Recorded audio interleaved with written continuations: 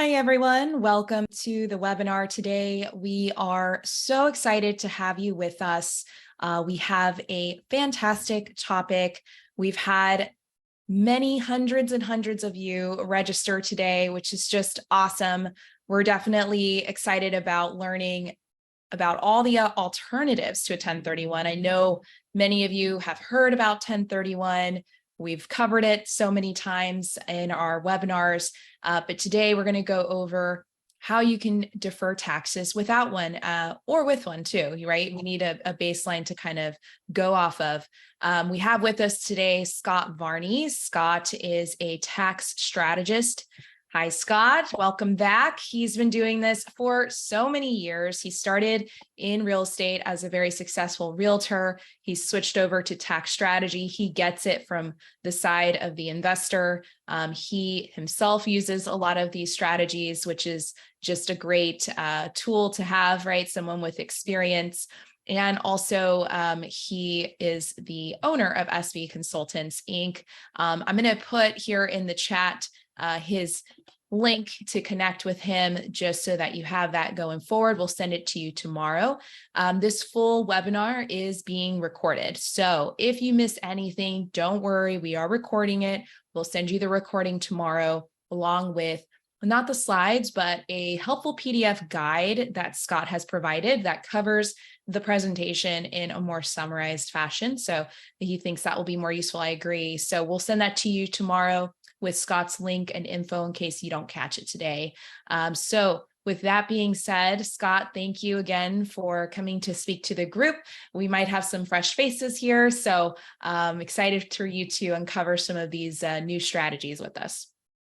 All right. Thank you, Alexandra. And for those of you that are just joining, if you are here for the AAOA online yoga class, that's probably another day. Anyways, I'm always a goofball. So getting started. A little bit about me. I've been licensed for real estate in Texas since 1996, a long time. I used to close 50 to 61 clients a year as a real estate professional.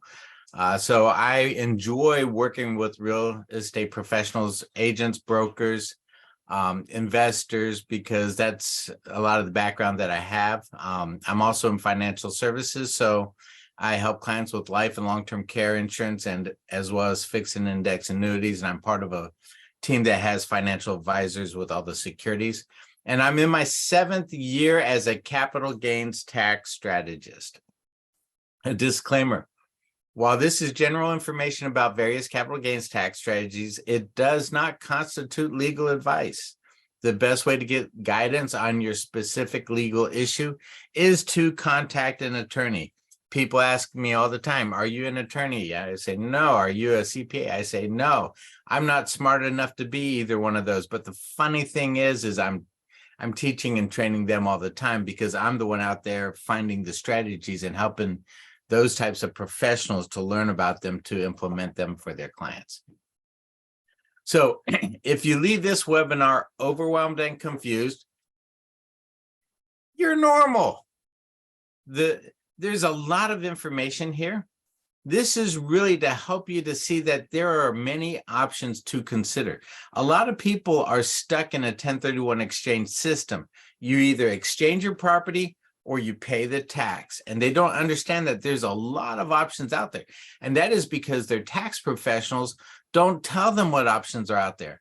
Most tax professionals are plug and play professionals. They do a really good job at what they do, but they don't go beyond that. And that is a problem. So most of my clients they tell me, why didn't my tax professional tell me about this? Well, they just stay with the mainstream. They don't learn what's out there. They just go and say, okay, 1031 or pay your tax. That's how they think. And that's how their clients think because of that. All right, couple quick quotes. In America, there are 2 tax systems, one for the informed and one for the uninformed. Both are legal. I love that quote. So you may be about to step from the uninformed to the informed. Here's another one. The biggest scam in life is paying taxes on the money we make, paying taxes on the money we spend, and taxes on things we own that we already pay taxes on with already taxed money. Do you feel that way? It's crazy, but it is what it is. All right. Right now, the capital gains tax rates, there's three brackets, 0%, 15%, and 20%, subject to change at any time. The current proposal is that the top bracket, any gains over $1 million will be at 39.6%. But let's make one thing clear. That's not just capital gains to get you to that threshold. When you look at the top tax bracket, they look at your income plus your gains to get you to that top bracket. And then they divide it out for paying taxes. But they take your adjusted gross income plus your gains to determine which bracket you are in. With the federal capital gains taxes, they are not progressive. And that's another shocker to a lot of people. People think that, well, part of my taxes, let's say if I'm married, the first $89,000 is at the 0% bracket, then the next, oh gosh, $460,000 is at the 15%, and then anything over $554,000 is at 20%. No, if you make it to the 20% bracket, all of it is taxed at 20%. So that's a little bit of a shocker. The second bracket below the 39.6, or anything under $1 million, they're looking at 28% as the second bracket. And that's going to be a significant increase. So for most people, they would be, they would not hit over the 39% into the 39% bracket. They would be more likely to hit that 28%. Now, the net investment income tax, we know it as Obamacare, is expected to, or they've proposed to increase it from 3.8 to 5%. So if you have a property that is over $1 million in gains, oh my goodness, the tax bill is going to be huge. And then if you live in a state that has state taxes, I live in California. I tell people all over the country that we pay a weather tax here. I had one guy in Florida go, weather tax? I'm like, yeah, we love the weather, so we stay here and we pay the crazy taxes. Well, the latest proposal I saw is that California is looking to up theirs from 13.3% to 16.55%. Plus, if you're not aware, they are reviewing now to add a long-term care tax. We don't know where it's going to land, maybe around 1%, so that there's a little bit of a long-term care benefit for those that pay into that tax. So be aware that proposals are going to be made on January 1st, so they will make a decision as to how they're going to apply that tax and what percent that tax is going to be. So if you are in California and you have over $1 million in gains, you're going to be over 60% in taxes. Now, the recent 1031 exchange proposals, and I'll tell you, people ask me all the time, are they getting rid of 1031 exchanges? Well, that's been on the table for decades. And we don't know. That's part of the original tax code, 1921. In 1979, 1980, there was a lawsuit called the Starker case. That's why they're called Starker exchanges. And so there's been some modifications and even more federal regulations done since then. A friend of mine helped to co-author one of the provisions in the 1031 exchange laws. And so we don't know if they will eliminate it, but the current proposal, which seems to be a compromise, is that investors will be capped at $500,000 in capital gains tax deferral per person per year. So if you're married, you get $1 million in that year, and this could be each year. So if you sell a $4 million industrial building and there's $2 million in capital gains taxes, you get to do an exchange and exchange 1 million of the gains, but the other $1 million you have to pay tax on that year. And so unless you have another strategy that you can employ. So today's agenda is that we're going to go through a bunch of strategies, 13, 14, 15, I have to recount, I don't remember. But it's going to be based on timing. Timing is everything. Actually, I recently wrote an article for AAOA talking about how timing is everything. Because I get calls quite often when people are thinking about doing a particular strategy, like with 1031 exchanges, but it's too late. So we're going to go over strategies that you have to set up before closing, some that you can do within a 1031 exchange's 45-day identification period, options to rescue a failing exchange. How about after closing, but no 1031 exchange involved, and then an income tax mitigation strategy. So if you are in the top, say, 2 income tax brackets, maybe depending on the state, maybe the third bracket is tight, then we will show you how to reduce some income taxes for this year. But that has to be done in the next 8 weeks.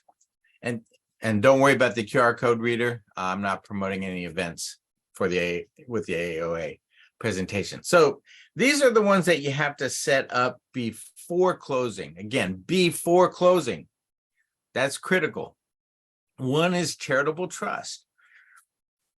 Here, you have to set up a charitable trust before closing. This is a means to eliminate capital gains taxes for appreciated assets or businesses. And the asset must be in the trust. So it has to be the trust that sells the asset to get the tax mitigation. So you will actually set up the trust. You're going to donate your asset to the trust. You're going to get a significant tax deduction for that donation that could be carried forward up to 5 years. And then the trust sells the asset and gets the tax mitigation. You can do this with investment properties. So it doesn't have to be just stocks or bonds or mutual funds. It could be investment properties. It could, some people have tried have done this with primary residence if you have a significant tax bill. An appraisal will be required to determine the value of the asset that you donate to the trust. The IRS is caught on. They know that we have a tendency to overvalue our donations. If it's not cash, I mean, you can't overvalue the cash. If you give $100, you get a receipt for $100. But we can overvalue assets, and the IRS picked up on that. So now you have to have a legitimate third-party appraisal of the asset you donate to justify your tax deduction. And they will actually do appraisals every year to make sure what's in the trust is worth what you say, because you have to do tax reporting too. Now, from a cost perspective, most of the time it's 10% has to go to charity. So if you donate $1 million asset to the trust, eventually $100,000, 10% has to go to charity. I've heard talk that there have been some done with 5%. I haven't seen those, but that's what I hear. So plan on 10% going to charity. Plus there's the fees for setting up the attorney's fees for setting up the trust.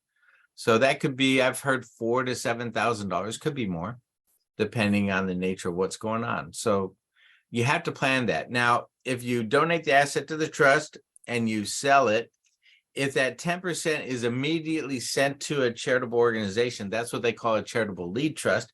If you sell the asset and you invest so that you have the money growing while waiting for all distributions to be done, and the last 10% is sent to a charitable organization, then that's what they call a charitable remainder trust. And by the way, just know, don't create a charitable organization so that you can donate it to a charitable trust and then the charitable trust donates it to your own charitable organization.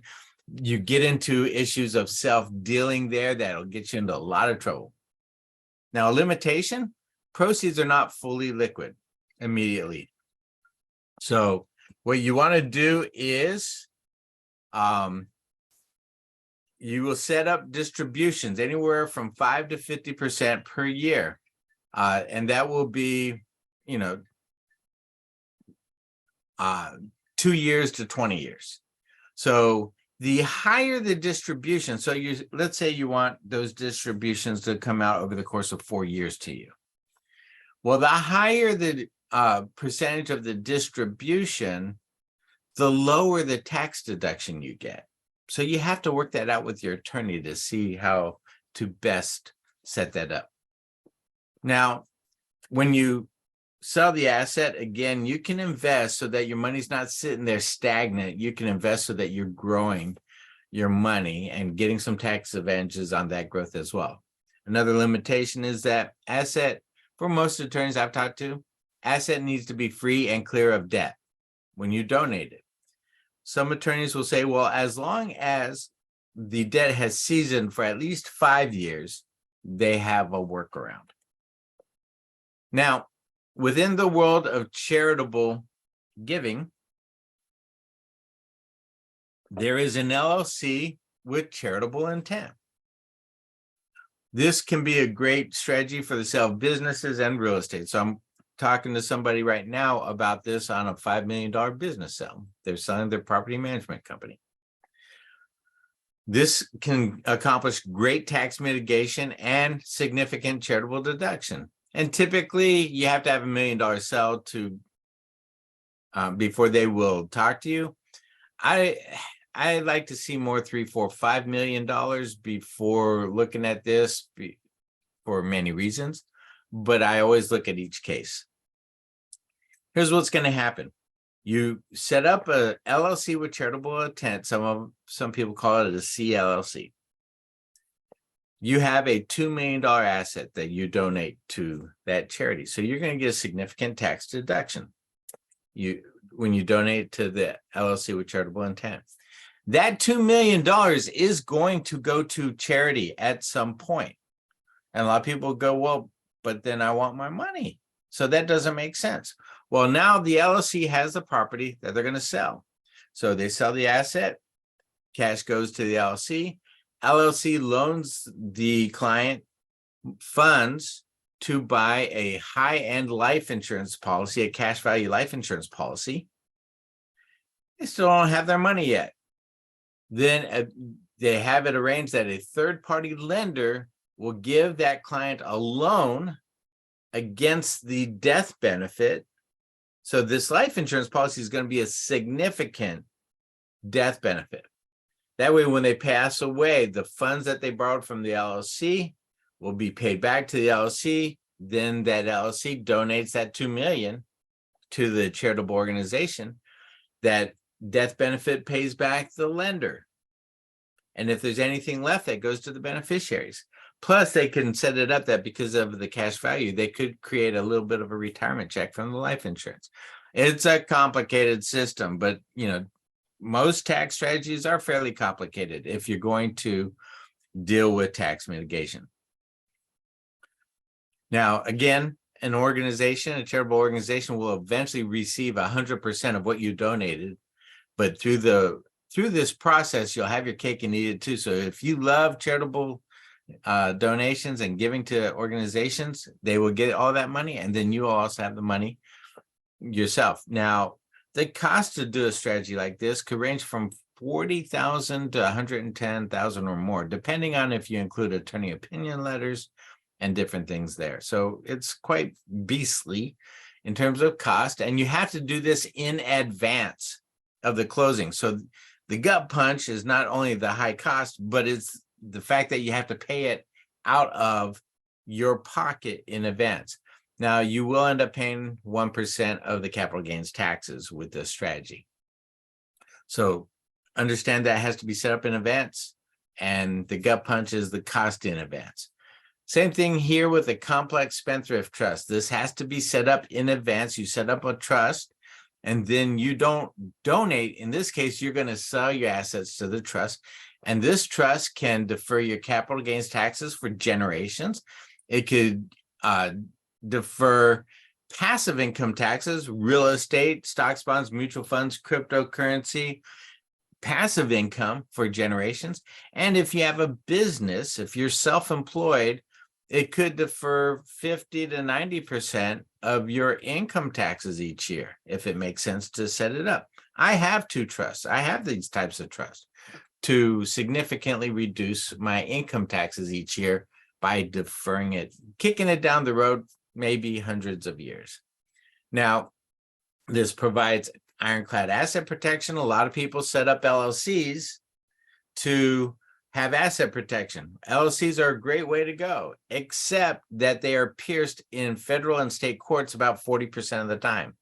And there's some new laws coming into effect that you better be on it with your meetings and minutes and all of that, which is again a reminder for me to do that, because the Corporate Transparency Act, that you will get fined if you're not on top of it with all your meetings and minutes.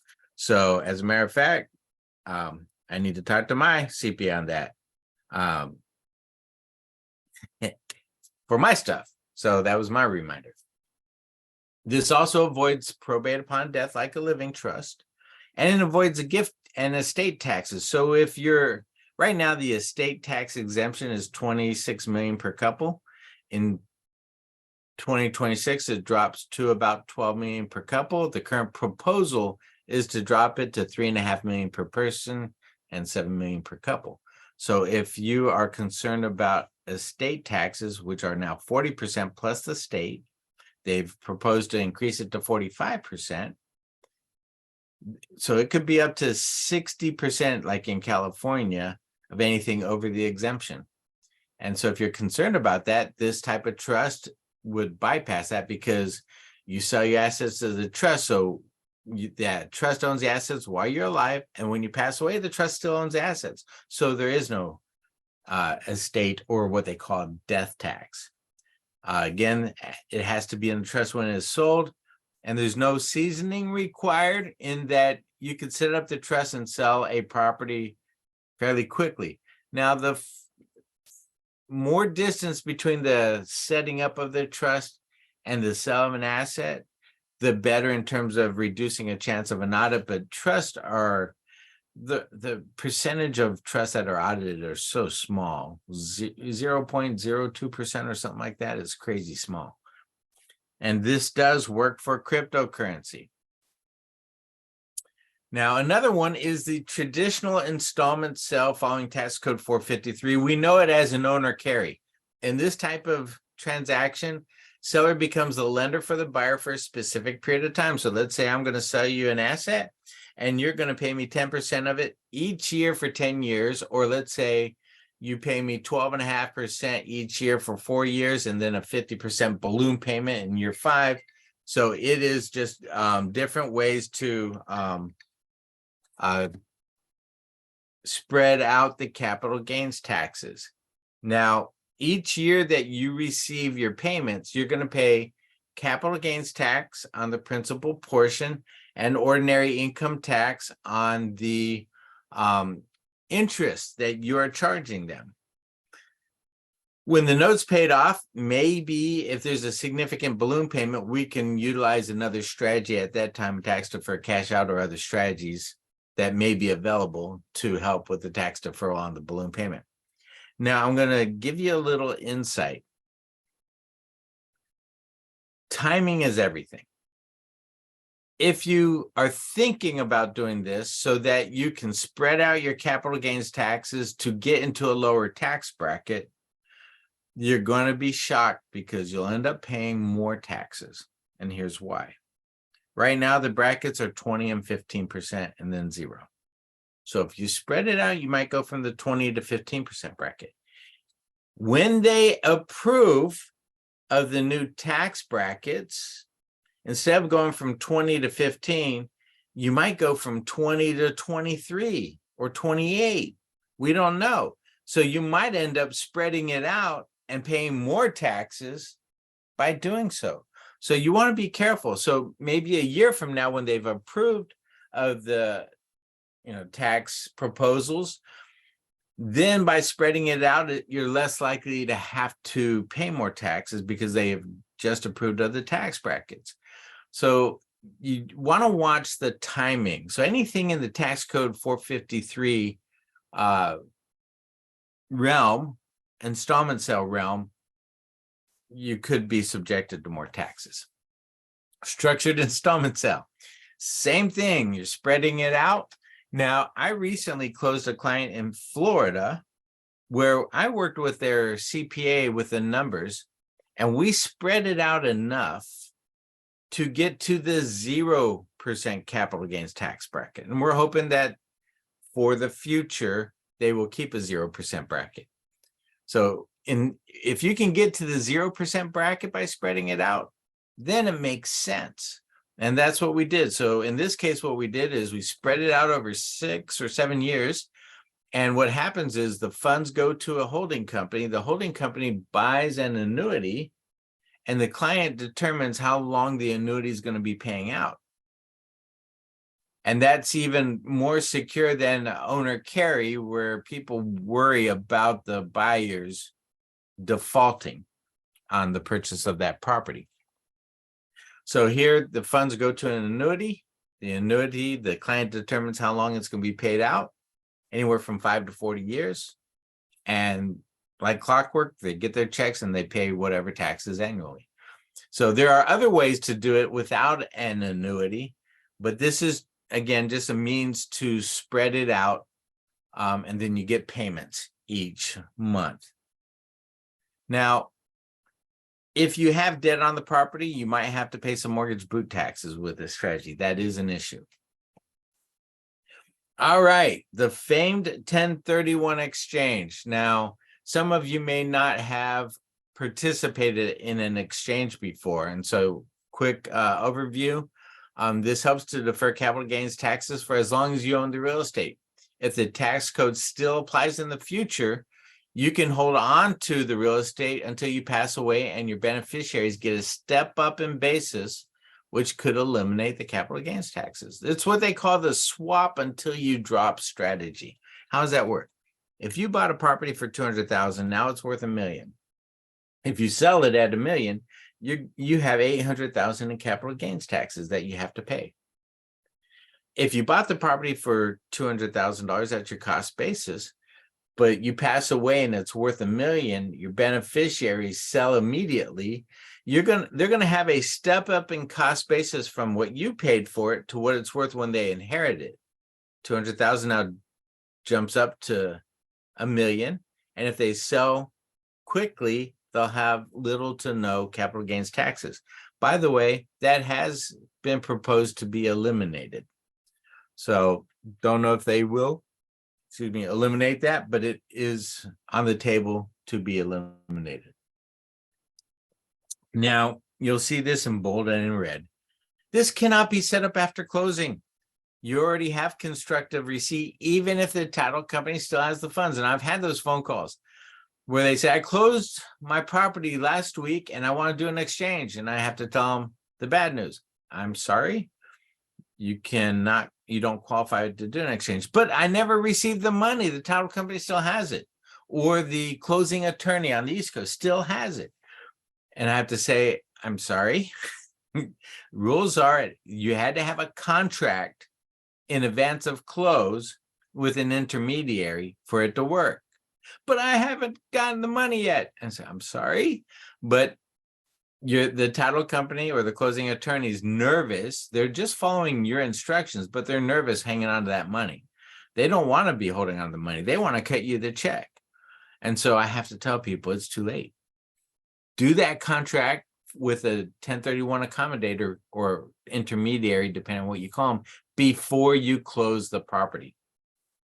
You have to replace the property with like-kind property of equal or greater value to get the full tax deferral. And there's flexibility within the world and realm of real estate as to what counts as like-kind property. If you sell a single-family rental, you can buy into multifamily rentals or farms and ranches or Delaware statutory trusts or industrial buildings. As long as you stay within this list and this class of real estate, you're okay with qualifying as like-kind property. What does not qualify is your primary residence. It used to be, so when the law was set up for 1031 exchanges in 1921, the deal was, I like your house, you like my house, we'll swap. And then 50, 60 years later, 60, 70 years later, it became more about the investment properties, and they gave the 121 exemption to have the $250,000 per spouse exemption on a primary residence, which is sufficient for most real estate in the United States. Here where I live in Silicon Valley, you can't even buy a porta potty for $500,000. So that does provide some capital gains tax issues. But primary residences don't work unless you have a portion of it that you have used as business or leased as an investment. So you're leasing rooms, Airbnb or whatever it is, then you could exchange that portion of the property and then you get the exemption on the balance of it. You have to work with a good tax attorney on that. Second homes may or may not qualify for 1031 exchanges. You have to talk that through with your tax professional.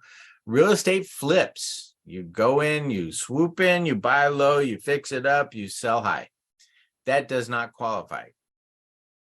Now, that complex spendthrift trust can be set up if you have a two-trust system to defer the 90% of that income. By the way, the cost on those trusts, you're looking at $15,000 for each trust plus service hours. So you could end up spending 22 to 70 grand, depending on how much you have going on with those types of trust. But they are long-term. Now, real estate developments do not qualify. So I'm working with somebody right now that's worth about $45 million in Texas as a real estate developer. And we're looking at the complex trust, spendthrift trust for him because he cannot do the exchanges. And then real estate investment trusts, typically they are a membership interest in a trust and not exchangeable. The trust membership cannot be exchanged. If the REIT is considered real property and not a partnership interest, then it may qualify to be exchanged. Now, here's another shocker. You have to replace debt with equal or greater debt. So if you sell a $800,000 property and there's $300 debt on that property, debt service, when you buy the next property at $800,000, you have to have $300,000 of debt on it as well. That's a shocker to people because they're thinking, well, I'm now going to take the $500,000 now that the debt's paid off and I'll buy a $500,000 property and be debt free. No, you can't do that. The only way to get around the replacing the debt with equal or greater debt is if you have cash in your reserves that you could pay off that $300,000. So when you buy the next property, the debt's been paid here, you pay $800,000. So you take $300,000 of your own cash so that you don't have to have the debt. That's the only way to do that. So otherwise you have what's called mortgage boot, and you're going to be paying a significant amount of taxes. Other rules, you have 45 days to identify and 180 days to close. Depending on the markets and the market conditions, you'll see 40 to 60% of 1031 exchanges fail, and you still have to pay the taxes. Now, I'm going to give you a little insight. So for those of you who are investors, you'll want to know this. For those of you who are real estate professionals that work with investors, you want to know this. The rules are, now, I've heard that some accommodators don't follow them, but the rules are that if you don't identify a property, the accommodator can release the funds to you on the 46th day. If you do identify a property in that 45 days, they're not supposed to release those funds to you until the 181st day. And I've talked to an accommodator that said people will get really mad because they want their money. And the accommodator is like, I can't give it to you. I've got to apply the rules. You identified a property and I have to wait till the 181st day. That's an extra 135 days that they're holding your money, not because they want to invest it and make money. It's because that's the rules. And so you lose that time. So here's what you do. If you do set up a 1031 exchange, do not identify a property until you actually have one under contract. Still has to be in the 45 days. But wait until you've negotiated a contract, then identify that property so that you have an increased chance of success. That would help to relieve the gut punch of finding out you have to wait an extra 4.5 months to get your money. But again, you still have to identify in that 45 days. All right, private family foundations. These are like public charities or public foundations. They're dedicated to carrying out a charitable mission. However, a private foundation is not a public charity because instead of receiving public support, it is funded and controlled by an individual, a family, or a corporation, such as the Bill and Melinda Gates Foundation, Coca-Cola Foundation, the Walton Family Foundation. So this is private. So it is going to be funded by you and maybe income from your business or income from sales of assets. They can address income taxes, capital gains taxes, and estate taxes. The key to the foundations is that you have to have legitimate charitable intent with your resources. You'll need to contribute to the foundation on an annual basis. Therefore, this doesn't make sense to be a transactional strategy. A lot of these other ones are transactional. The complex trust can have multiple transactions within it, but they're typically transactional. You have to have time put into the foundation. So you actually have to do work, charitable work. So if you have that kind of mindset, that's great. And you have to be careful about what kind of charitable work it is. You have to be careful of watching out for the self-funding rules.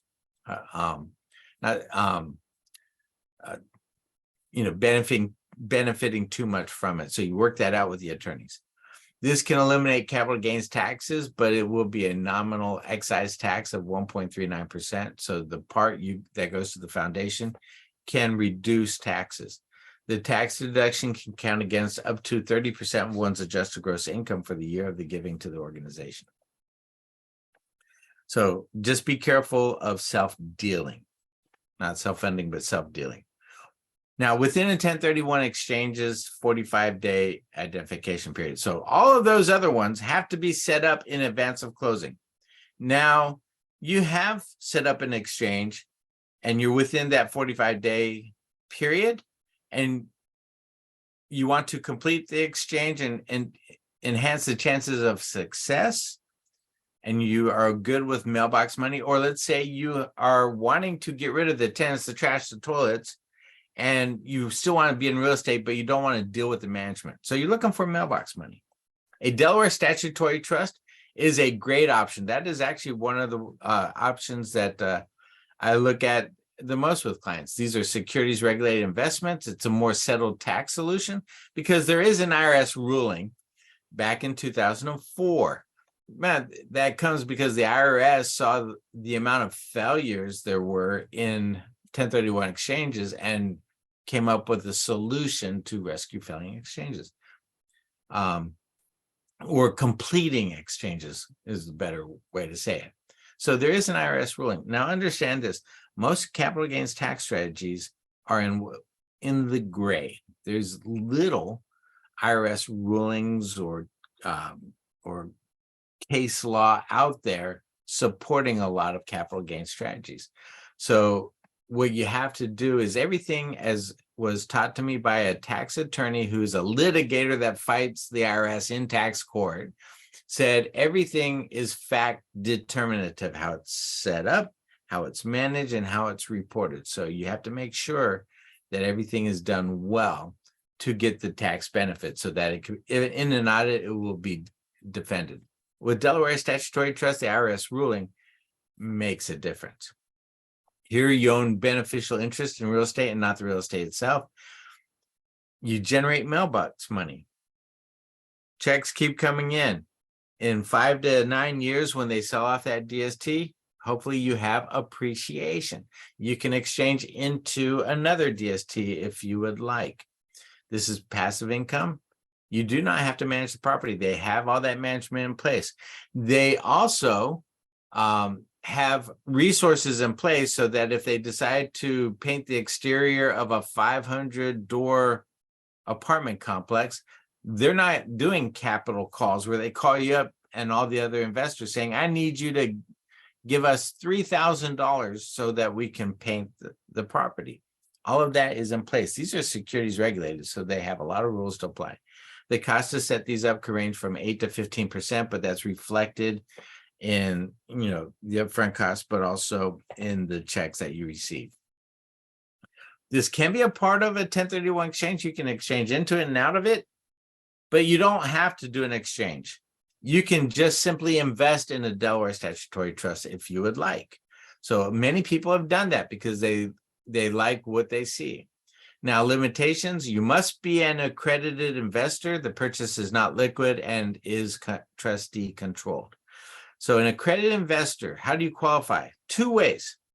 You either have an adjusted gross income of $200,000 for a single person or $300,000 as a couple. That's one way to qualify. Or you have $1 million in investments outside of your primary residence. So if you have $1 million rental property and you have $300,000 in debt, you have $700,000 that will count towards that $1 million outside of your primary residence.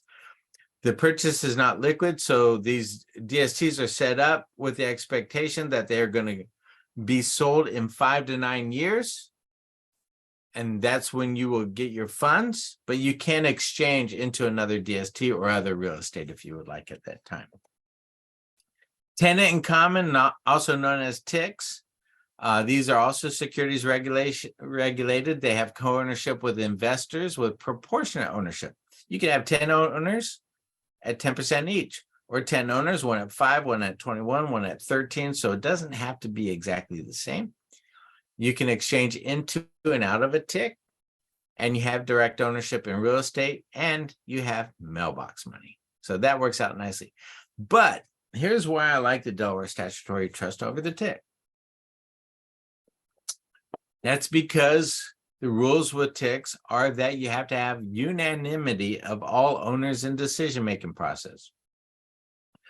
All right, for some of us, we suffer paralysis from analysis. We can't make a decision.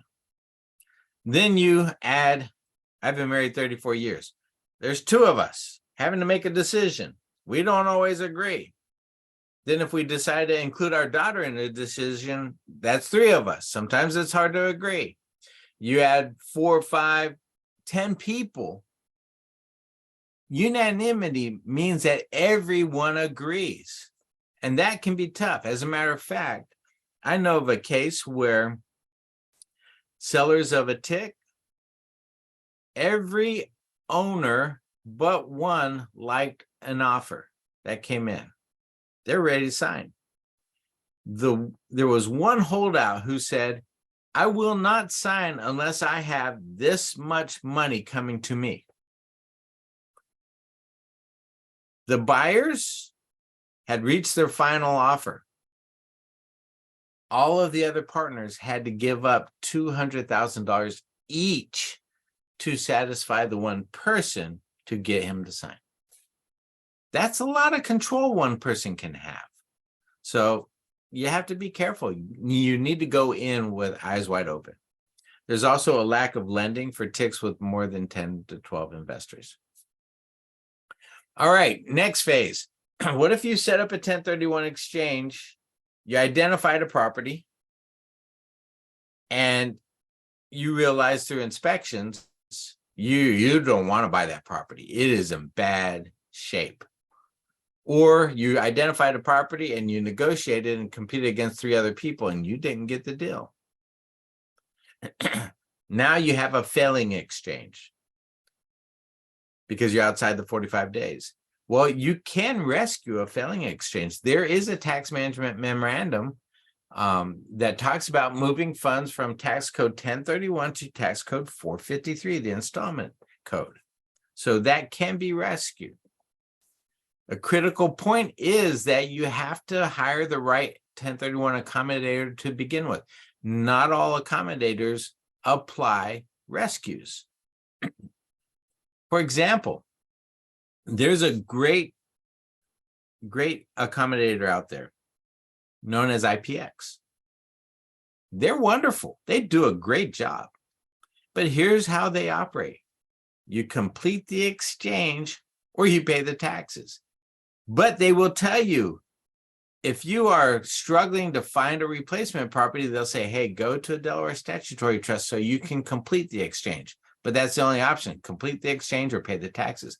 They will not allow you to move your funds to another intermediary to rescue the failing exchange. The first one is a tax-deferred cash out, which can also be set up pre-closing. I've seen this done. We've done this with business sales before.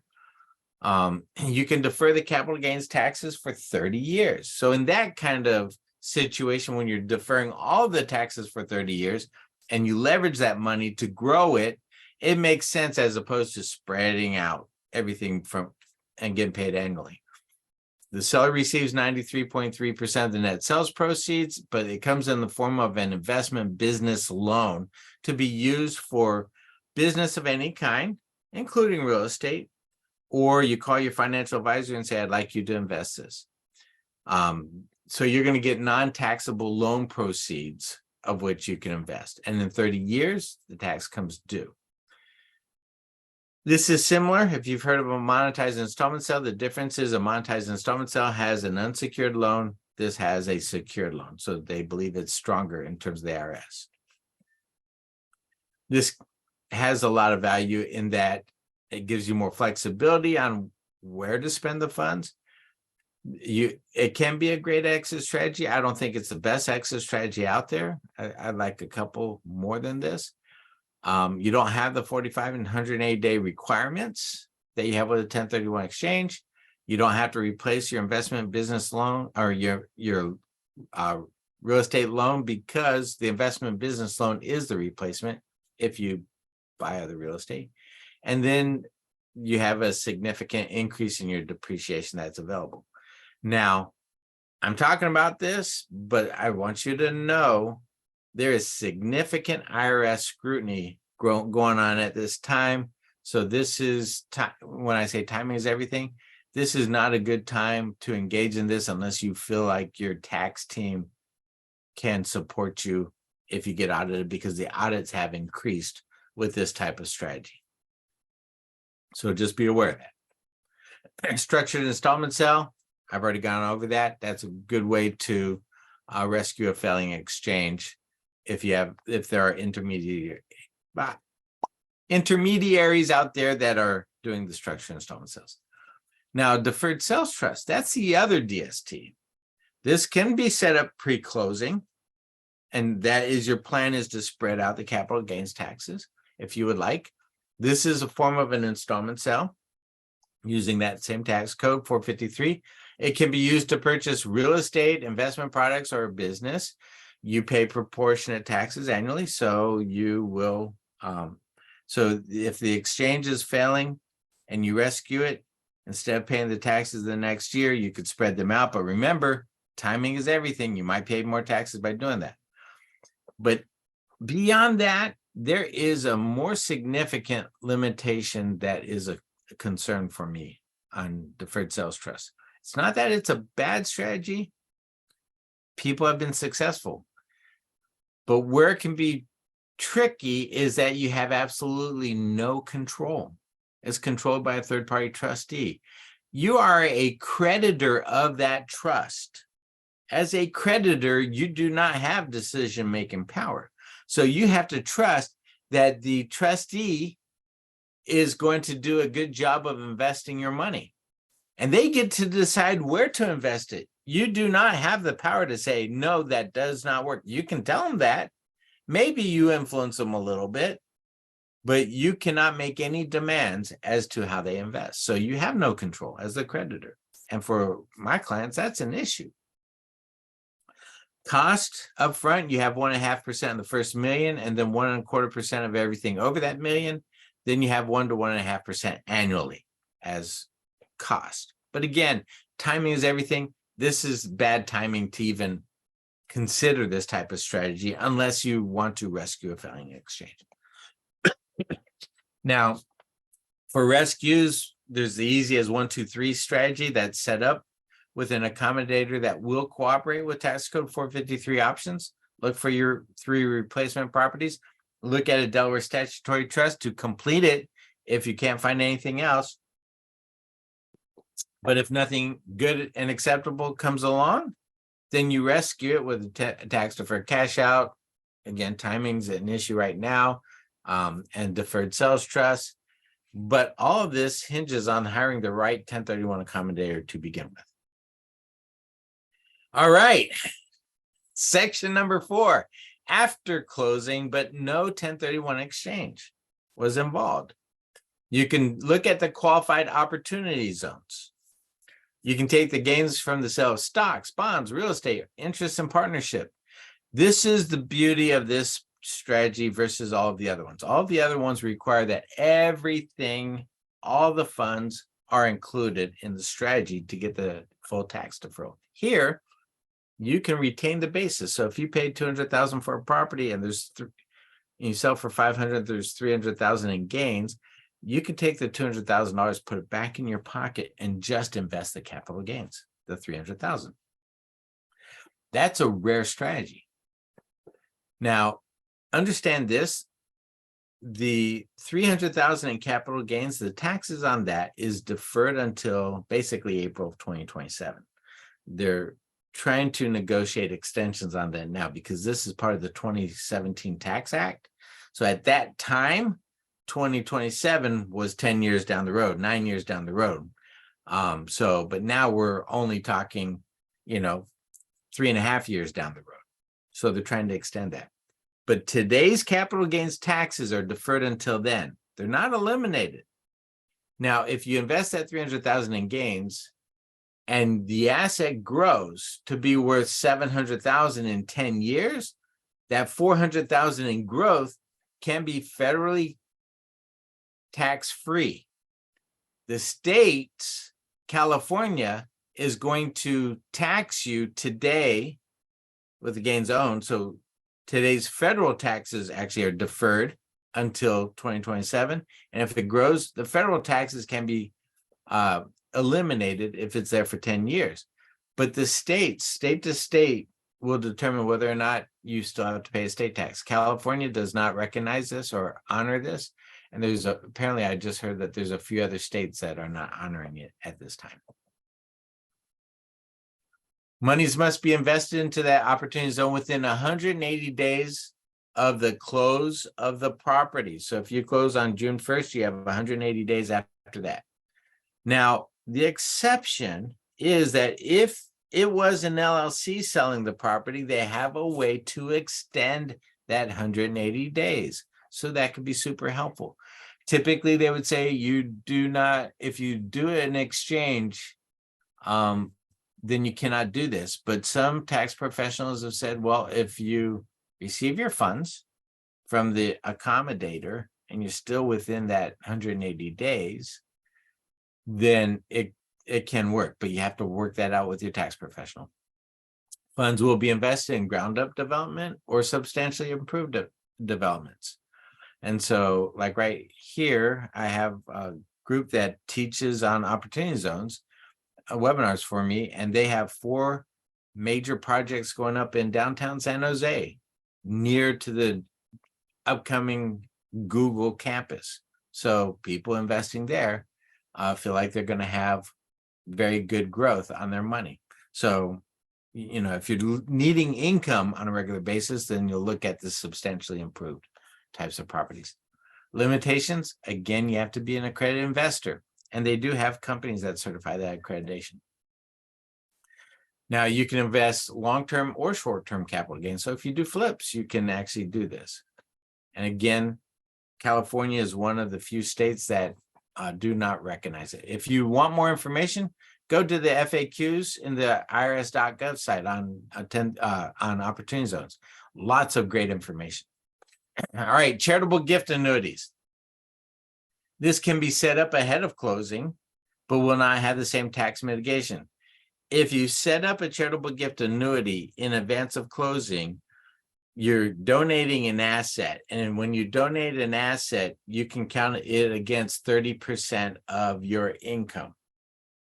If you do this after closing and it's a cash donation, then it can count against 60% of your adjusted gross income that year. So timing is everything with this as well. You donate your funds to a charity, you gain a charitable deduction. They're going to take some of those funds and buy an annuity, and creates an income stream for you. You will be paying some income tax each year on the interest that you receive. And there's typically no closing costs because what you're dealing with, you've given your funds to a charitable organization that buys an annuity from an insurance company, and there's usually no closing costs with that. All right, cost segregation. This is a form of accelerated depreciation. This applies to the structure only and not the land. You can depreciate subcomponents of your building at an accelerated rate. That's because fences, roofs, different things do. If you have a 1 to 4 family property and you're depreciating over 27.5 years, a lot of the parts and subcomponents of that real estate is not going to last for 27.5 years. So they have a way to accelerate the depreciation. And same thing with commercial, 39 years, there are some things that they can depreciate there, accelerate. This can be done with existing properties to counter capital gains taxes on the sale of a property. But you have to work that out with your tax professional because there's different qualifications there. It's very, very involved in what can be done. But it's doable, but it's best if you sell a property and you have capital gains and you have other properties, then it will help with mitigating taxes. One of the keys is that you have to keep that property for 2 to 3 years to warrant the cost segregation benefit. So you sold one property, do cost segregation on other properties that you're going to have for 2 to 3 years to help with your tax bill that year. And then there's the non-tax tax strategy. This isn't a tax strategy, but it's just a way that I talk to people about easing the gut punch of the tax bill because they already sold it. I have a client that closed a property last week. And what I did tell him is, he's got a $90,000 tax bill. And for him, that is a lot of money. I said, well, what you can do is take a portion of those funds, buy an annuity, fixed and index annuity with a significant signing bonus. So if he takes 250,000 of those funds, puts it into an annuity with a 30% signing bonus. So in one day, he gets $75,000 credit that can be used towards lifetime income. You don't cash that out, but use toward lifetime income. So when he pays the $90,000 tax bill, but he got $75,000 as a bonus, it just eases the gut punch because when you pay that check, that is a huge gut punch. And by the way, when I tell people to go ahead and pay the taxes, I also acknowledge that I don't write the check. So it's easier for me to say that than it is for you to write that check. All right, numbers, goals, and personality. There's an article I wrote for the AAOA on this as well. So we look at the numbers. If a tax bill is $100,000 and the strategy costs $84,000, it doesn't make sense. We have to make sure that whatever you're doing makes sense to do it because they usually come with long-term restrictions and tax reporting and all of that. So sometimes it's just better to pay the tax bill and be free. Goals, if you're wanting to sell off investment properties and pay off your primary residence mortgage, that is an issue with a lot of strategies, but there's ways to do it. So we have to look at those goals. And then personality. Some people would rather just pay the tax bill, not have continued tax reporting and restrictions and constrictions that go with doing the tax strategy. Others will leverage any strategy possible to maximize every penny possible for their estate. They turn around and look at the first group and say, you're idiots for paying the tax bill. And I say, no, it's not a maturity issue. It's a personality thing. And that's what you want to find out is, would they be better off and sleep better leveraging or paying the tax bill?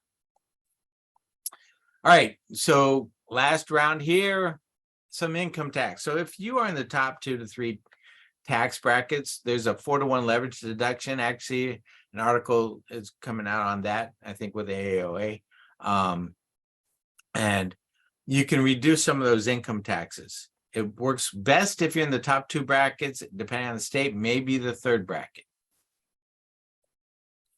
We can take a $50,000 cost and generate a $200,000 charitable tax deduction. This can count against 30% of one's adjusted gross income. We have a lot of W-2 engineers here in Silicon Valley making 500,000 to 3 million. W-2 people have very little options on how to mitigate taxes. This does work for businesses as well. So every year we end up with a load of engineers that we work with, as well as business owners around the country. And so 30% of your adjusted gross income, if in fact, let's say the minimum is $50,000, so $200,000 deduction. If you have a $600,000 income, adjusted gross income, you can apply 30%. So that's 180,000 of that 200,000. The other 20,000 can be carried forward up to 5 years. How this works: a minerals LLC has purchased minerals in bulk and held it for over a year. So they go to a commercial company and they find out, who's willing to sell minerals at a significant bulk discount. Maybe they paid $25 million for $125 million worth of minerals, because the commercial company is looking for an infusion of cash for equipment or whatever is needed. So they'll do this with gypsum, magnesium, volcanic ash. This is the second year that I've participated in this using volcanic ash. They hold it for over a year because and the intent of this LLC is for charity. Now, if they donate it within a year, they only get the deduction based on the purchase price. If they hold it for a year and a day, they get to make the deduction based on the actual market value. So when you join, you're going to get the benefit of them having held it for over a year. And you will donate not based on the significant discount, but based on the current actual market value per gallon. Everything is calibrated to be 4 times.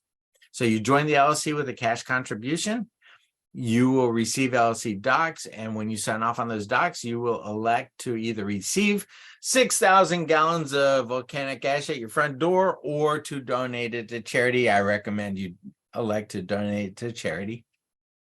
And then the next year, we always do this in the fall. This is available till like the 3rd week in December. March 15th of the next year, by then you will receive the LLC K1 distribution, as well as an actual appraisal, third-party appraisal showing the actual market value that you put in your tax docs so that you can get that deduction. So when you file it, it's there. You have all the necessary paperwork. So $50,000 can save you up to $74,000 federal, and depending on state, in California, up to $26,600. So $50,000 saves you a little over $100,000 in taxes. So basically, you have $50,000 extra in your pocket. Usually, there's a limited amount because remember they bought it a year before, so there's a cap on what's available, and it's usually late summer. We're doing this right now for our clients.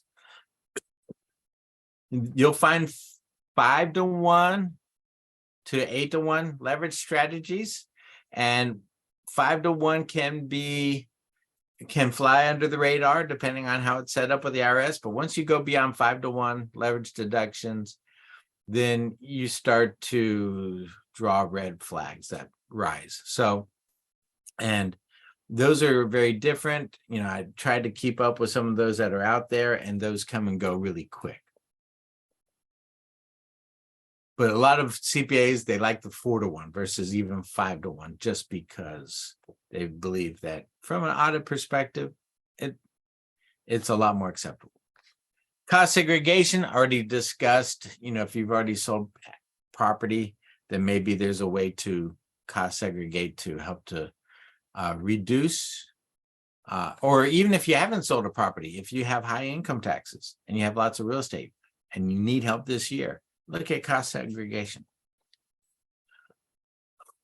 And now Alexandra is going to basically answer all the questions because she's been through this a few times. Never as good as you, though. So we'll have you answer the question. But I would like to launch a poll question for you all. If you'd like a complimentary tax deferment consult from Scott, we can get you set up with him. If you say yes to that, I'll connect you with him after the call. So I'm going to leave that up there for just a little bit. And in the meantime, let's look at some of the questions. We had a lot of questions per usual. The first one, can a 1031 exchange be done with a property in another country? No. Okay, quick answer. I like it. However,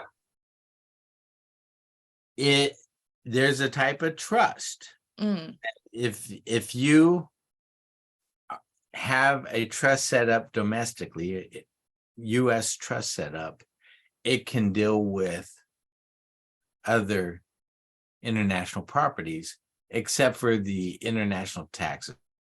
It could take care of U.S. taxes, but the exchanges, nope, it has to be U.S. okay, interesting. Okay, so Wes, if time allows, can you discuss the pros and cons of a reverse 1031 exchange? And in particular, how to get temporary financing to purchase the replacement property? I don't deal in the acquisition of assets in regards to funding. I do know lenders, but I don't get involved in that. So the reverse exchanges get a lot more complicated. And usually when people are wanting to do reverse exchanges, I actually send them to a tax attorney who co-authored some of the provision on reverse exchanges in the 1031 law. So he Nice. knows that really well. So you have your traditional standard exchanges, but reverse exchanges, you still have to sell your property within the 180 days. So you go buy a property and then you do the reverse exchange and then you sell a property that has to sell. Timing is everything. If the market is really bad, you might end up stuck with now 2 properties that you didn't want to be stuck with. So that's the risk that you take. Whereas in your typical typical exchange, if you don't find a property, you just pay the tax. You don't have any properties. Here, you could be stuck with 2 if you don't time it well and if the markets crash. Yeah. Okay. Well, that's a good thing to point out. And by the way, this is being recorded. I got a couple questions about that. So we'll send it to you tomorrow via email. Keep an eye out for it. Otto was asking, if I already have an individual LLC and it owns property with no debt, it was purchased over 10 years ago, can my LLC sell the property and buy land and pay no tax? You can do a 1031 exchange with the LLC into land. That does work. That does qualify as a like-kind property. Nicholas, my latest 1031 exchange failed. The money is now in my personal bank account. I assume that the damage has been done and that there is no fixing at this point. The best advice I can give you right now is set up a time with me so I can get into the numbers to see what everything looks like, to see how you can maybe balance out some of that gut punch. So there may still be, depending on when it closed, opportunity zone could be there, a charitable gift annuity, or let's run the numbers. It's a free consultation. So feel free to reach out and then we'll look at your case holistically to see what makes sense. All right. I think that's great advice. Vikram asking, for straight W-2 employee, would you recommend the strategy you recently outlined with the Mineral LLC? And how do I find these bulk companies? You reach out to me and I get you set up. We do that. Great. So it's nice to have a connection to that, especially since you've already done it, right? So this is going to be your second or third go around. That will definitely be helpful versus trying to go at it alone, Vikram. So contact Scott. And Otto is asking another question. Can I sell my property from the LLC and buy a treasury with the property, with the profit? Treasury notes, not with a 1031 exchange. With a complex spendthrift trust, you can actually sell the asset to the trust, let the trust sell the asset, and then when the funds, the net sales proceeds goes to your trust account. You can invest how you would like. So if you want to buy treasury bonds, if you want to buy crypto, you have more flexibility doing it that way, but not with an exchange. Okay. Good clarification there. Stephen was asking, can the charitable trust be set up and owned by a family member or relative, if not yourself, as you stated? So when you set up the charitable trust, you work it out with the attorney, you'll be able to receive distributions. You control things. You get to control how assets are invested after you sell an asset. So there's money sitting there. The thing there is you have to remember that you're going to get paid distributions. And so the numbers matter on that. So somebody like me would be best to consult with. Then you can go to the attorney knowing it's a good thing. That's But a good strategy. You control the assets in there. Great. Stephen also asked, can the third party trustee of a DST be a family member?